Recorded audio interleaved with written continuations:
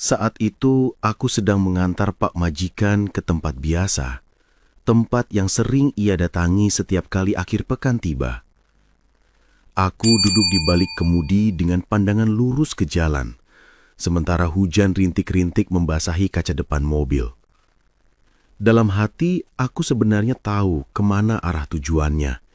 Sebuah rumah besar di pinggir kota yang tampak sunyi, tapi menyimpan banyak cerita.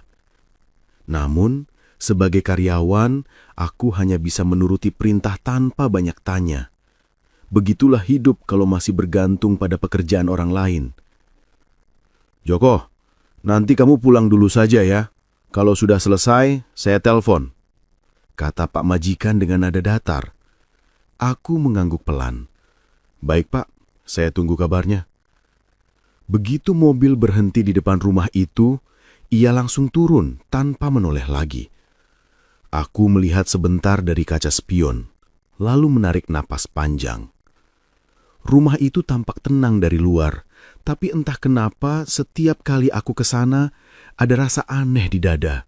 Seperti ada sesuatu yang disembunyikan dari pandangan orang lain. Aku tak ingin berprasangka, tapi pikiran kadang memang sulit dikendalikan. Dalam perjalanan pulang, pikiranku penuh tanda tanya. Aku bukan siapa-siapa, tapi sering jadi saksi diam dari hal-hal yang tak perlu dijelaskan. Mungkin beginilah ujian seorang bawahan, belajar menahan lidah dan menjaga kepercayaan. Angin sore menyapu wajahku lembut lewat jendela mobil yang sedikit terbuka. Aku hanya berharap semoga semua yang aku lihat hari ini tidak membawa beban di hati. Sebab kadang mengetahui terlalu banyak justru membuat langkah terasa berat. Aku ingin tetap bekerja dengan tenang, tanpa ikut menilai kehidupan orang lain. Sesampainya di rumah, suasana terasa begitu sepi. Hanya suara angin sore yang masuk lewat jendela terbuka dan gemercik air dari kolam kecil di halaman belakang. Ibu majikan sedang berada di luar pulau. Katanya ada urusan pekerjaan yang cukup lama. Di rumah hanya ada Wiwin, asisten rumah tangga yang sudah lama bekerja di sana. Aku melangkah ke dapur sambil menaruh kunci mobil di meja. "Sepi banget ya, Win," kataku pelan sambil tersenyum. Wiwin menoleh, wajahnya tampak lelah tapi tetap ramah. "Iya, Mas Doni, Ibu belum pulang, jadi cuma aku sendirian dari tadi. Mas mau kopi? Sekalian aku bikinin, biar gak ngantuk." Aku mengangguk. "Boleh, Win. Tumben kamu masih di belakang? Biasanya udah istirahat jam segini?" Wiwin tertawa kecil. "Ya, gimana Mas? Sepi banget rumah ini kalau cuma sendirian. Jadi aku beresin dapur aja, biar ada kerjaan." Aku duduk di kursi kayu dekat jendela, menatap taman yang mulai gelap. Entah kenapa, rasa sunyi itu terasa dalam sekali malam itu. Bukan karena takut, tapi karena ada perasaan hampa yang sulit dijelaskan. "Mas kok pulang lebih awal?" tanya Wiwin sambil menuang kopi. "Majikan nyuruh pulang dulu, katanya nanti ditelepon kalau sudah selesai urusannya," jawabku. Wiwin mengangguk pelan. "Oh, ya udah. Kadang hidup gitu ya, Mas. Kita cuma bisa nurut, meski kadang dalam hati banyak yang gak kita mengerti." Aku tersenyum. "Iya, Win. Kadang diam itu pilihan terbaik. Biar waktu aja yang kasih jawaban." Kami terdiam sejenak, menikmati aroma kopi yang menenangkan. Suara jam dinding berdetak pelan, seolah mengingatkan bahwa malam semakin larut. Aku menatap secangkir kopi di tanganku. Hangatnya membuat hati sedikit tenang. Mungkin dalam kesunyian seperti ini, manusia justru belajar banyak tentang kesabaran, tentang arti percaya, dan tentang bagaimana menjaga hati agar tetap bersih meski banyak hal yang menggoda untuk diikuti. Aku menatap Wiwin yang masih sibuk membereskan cangkir di dapur. Suara sendok beradu pelan dengan gelas membuat suasana malam itu terasa lebih hidup sedikit.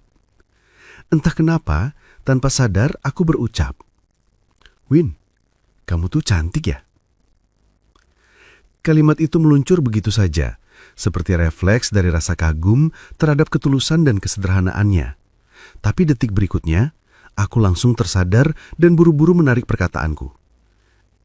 Maksudnya cantik suasana rumah ini malam ini. Maksudku, aku menggaruk kepala yang tidak gatal. Enggak, Win. Aku cuma nanya, kamu udah makan belum? Oh, belum, Mas. Tadi sibuk nyapu halaman, belum sempat masak. Mas sendiri udah makan belum?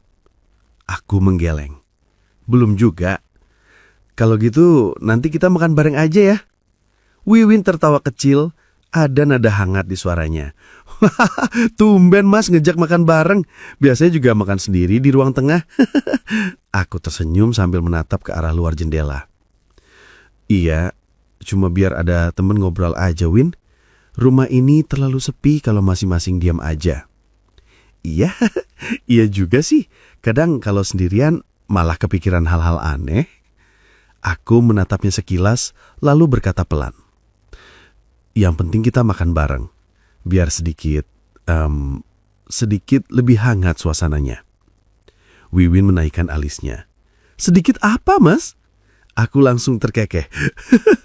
Sedikit lebih ramai maksudku, Win. Rumah ini kan udah kayak kuburan kalau sepi gini.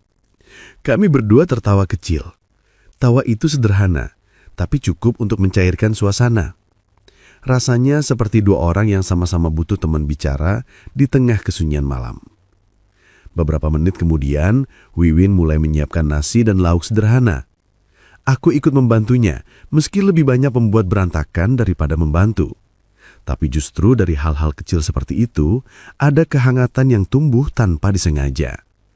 Dalam hati aku berpikir, mungkin begini rasanya ketenangan, bukan karena kemewahan, tapi karena ada seseorang yang mau duduk bersama, meski hanya untuk makan malam seadanya. Tiba-tiba ponselku berdering. Di layar, tertulis nama ibu majikan. Aku sempat kaget, karena biasanya beliau jarang menelpon langsung. Dengan cepat aku angkat. Joko, kamu bisa jemput ibu malam ini ke bandara ya? Aku terdiam sejenak. Malam ini, Bu. Aduh, dadakan banget. Soalnya Bapak lagi nggak di rumah. Nanti kalau Bapak pulang gimana? Ya, nggak apa-apa, Joko. Kamu jemput ibu aja dulu, nanti urusan lain belakangan. Jawab beliau singkat tapi lembut. Selesai menutup telepon, aku menarik nafas panjang. Dalam hati ada rasa canggung. Bukan karena keberatan menjemput, tapi karena aku tahu bapak majikan sedang tidak di tempat yang semestinya. Namun sebagai karyawan, tugasku hanya menjalankan perintah. Aku pun bersiap berangkat ke bandara. Malam itu udara terasa lembab, jalanan agak lengang, dan hanya lampu-lampu kota yang menemani sepanjang perjalanan. Dalam hati aku bergumam, aduh, kok bisa pas banget waktunya begini? Tapi aku usir pikiran itu jauh-jauh. Tugasku hanya menjemput, bukan mencampuri urusan rumah tangga majikanku. Sesampainya di bandara, aku memarkir mobil di area penjemputan dan segera menelpon ibu. Halo Bu, saya udah di depan terminal kedatangan. Ibu di mana? Sebentar ya Jok, ibu baru keluar. Itu, ibu pakai jaket abu-abu, katanya. Tak lama aku melihat sosok beliau berjalan pelan membawa koper kecil. Aku segera menghampiri dan mengambil kopernya. Ibu kok pulang mendadak, Bu? Tanyaku sambil menaruh barang ke bagasi. Iya, Jok. Pekerjaannya udah selesai lebih cepat dari rencana, jawab beliau dengan senyum lelah. Aku menatapnya dari kaca spion saat mobil mulai melaju. Nggak mau jalan-jalan dulu, Bu. Sekalian refreshing, kan Ibu pasti capek kerja terus. Beliau tertawa kecil. Nggak usah deh, Jok. Ibu cuma pengen istirahat di rumah. Udah lama nggak tidur nyenyak. Iya, Bu. Kalau begitu langsung ke rumah ya. Dalam hati aku sedikit lega. Setidaknya ibu belum bertanya di mana bapak. Aku hanya bisa berharap malam ini tetap tenang dan tidak ada yang mencurigakan. Kadang menjadi saksi diam seperti ini justru berat. Tahu sesuatu tapi tak bisa berkata apa-apa. Saat mobil melaju menembus hujan rintik, aku melirik ibu di kursi belakang. Ia tampak lelah, matanya menatap keluar jendela tanpa suara. Aku bisa merasakan keheningan itu. Bukan sekedar lelah perjalanan, tapi mungkin juga lelah karena kehidupan yang kadang tak seimbang antara kenyataan dan harapan. Aku menelan ludah, berusaha tetap tenang. Dalam hati aku hanya berdoa, semoga malam ini berlalu damai tanpa sesuatu yang tidak diinginkan. Sebab kadang menjaga rahasia orang lain adalah bentuk kesetiaan yang tidak semua orang sanggupi. Begitu sampai di rumah, ibu majikan tampak kelelahan. Ia berjalan pelan melewati ruang tamu, lalu duduk di sofa sambil melepas nafas panjang. Aku yang sejak tadi berdiri di dekat pintu hanya diam, mencoba membaca suasana. Rumah itu terasa sunyi. Terlalu sunyi untuk ukuran malam kedatangan seseorang yang baru pulang dari perjalanan jauh. Beberapa menit berlalu, ibu mulai menatap sekeliling. Matanya menyapu setiap sudut ruangan, lalu menatapku. "Joko, Bapak kemana?" Suaranya tenang, tapi ada nada heran yang sulit disembunyikan. Pertanyaan itu membuat dadaku terasa sesak. Aku sebenarnya tahu, tapi tidak sepenuhnya berhak untuk bicara. Aku hanya menelan ludah, berusaha memilih kata dengan hati-hati. Itu Bu, Bapak lagi ada urusan katanya. Urusan kerja, di rumah adik Ibu, di rumah Bu Sabilah," jawabku pelan, mencoba menahan nada gugup. Ibu mengangguk pelan, tapi pandangannya kosong, seperti sedang mencoba mengurai sesuatu dalam pikirannya. "Urusan kerja, malam begini," katanya lirih, lebih kepada dirinya sendiri. Aku menunduk. "Mungkin masih ada pembicaraan penting, Bu. Katanya tadi cuma sebentar." Ibu tersenyum kecil, tapi senyum itu terasa berat. "Joko, kamu gak perlu khawatir. Ibu cuma tanya, bukan mau nyalain siapa-siapa. Kadang hidup rumah tangga memang begitu. Gak semua hal bisa kita pahami dari luar." Aku hanya bisa mengangguk pelan. Dalam hati aku kagum pada ketenangan beliau. Tidak ada kemarahan, hanya keteguhan yang tenang dan dalam. Tapi justru ketenangan itulah yang membuat suasana terasa menekan. Beberapa saat kemudian, ibu berdiri. "Sudah malam, Jok. Kamu istirahat aja. Besok pagi bantu bersih-bersih halaman ya." "Iya, Bu," jawabku pelan. Ketika aku berjalan keluar dari ruang tamu, aku sempat menoleh sekilas. Ibu masih duduk di sana, menatap kosong ke arah pintu yang tertutup. Mungkin sedang menunggu, mungkin juga sedang menimbang sesuatu. Di luar, angin malam berhembus pelan. Aku memandang langit gelap sambil bergumam dalam hati. Kadang diam seseorang, justru tanda hatinya sedang berjuang keras. Padahal Bapak sudah semalam di sana. Aku jelaskan semua pada ibu dengan suara pelan, berusaha setenang mungkin meski dada rasanya sesak. Ibu hanya duduk diam mendengarkan. Pandangannya kosong, menembus jauh entah kemana. Begitu aku selesai bercerita, air matanya perlahan jatuh tanpa suara. Tidak ada kata yang keluar, hanya napas berat yang tertahan di tenggorokannya. "Ibu," panggilku lirih. Tapi beliau hanya menggeleng pelan, lalu berdiri dan melangkah menuju kamar. Langkahnya tenang, tapi dari punggungnya aku tahu ada beban yang tidak bisa ditahan. Pintu kamar tertutup pelan, meninggalkan keheningan yang aneh, seperti udara tiba-tiba berhenti berputar.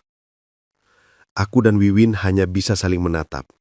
Tidak ada kata yang mampu kami ucapkan. Hati kami campur aduk antara sedih, bingung, dan menyesal. Suasana rumah malam itu terasa hampa. Hanya suara jam dinding yang terdengar, berdetak lambat, seolah ikut merasakan duka di dalam rumah ini. Aku duduk memandangi pintu kamar ibu yang tertutup, berharap beliau mau bicara, tapi yang terdengar hanya isak tertahan dari balik pintu. Aku tahu, mungkin malam ini bukan waktu yang tepat untuk menjelaskan lebih banyak. Aku hanya bisa berdoa dalam hati. Semoga esok pagi hati ibu sedikit lebih tenang dan kami bisa membicarakan semuanya dengan jernih. Dalam hidup, kadang kita harus berani jujur meski tahu kebenaran itu menyakitkan. Kejujuran memang bisa membuat seseorang menangis, tapi dari sanalah penyembuhan dimulai. Tak semua luka bisa disembuhkan dengan kata-kata. Sebagian hanya bisa dipeluk dengan kesabaran dan doa. Hargai perasaan orang tua, karena di balik diam mereka, ada cinta yang sedang berusaha menguatkan diri. Kalau kamu pernah berada di posisi harus jujur meski berat, tulis di kolom komentar bagaimana kamu melewatinya. Jangan lupa tekan like, subscribe, dan aktifkan lonceng notifikasinya, agar kamu nggak ketinggalan kisah menyentuh lainnya. Cerita sederhana, tapi penuh makna, karena setiap kisah selalu punya pelajaran untuk hati.